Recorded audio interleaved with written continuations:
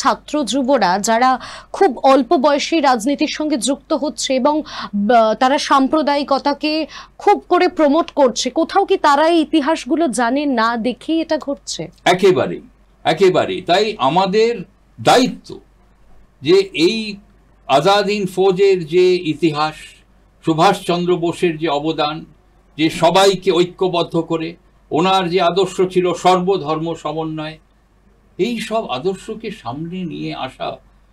সাংঘাতিকভাবে প্রাসঙ্গিক আজকের তারিখে, কিন্তু সেটি হয়তো আমরা সেভাবে এখনো সফল হইনি। তাই সরকারের পক্ষ থেকে, শুধু সরকার নয়, আমাদেরও এগিয়ে আসতে হবে,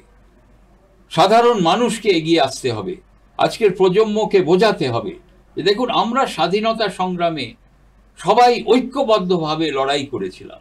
এবং আজাদ হিন্দ ফৌজ শেষ লড়াই করেছিল 1944 সালে।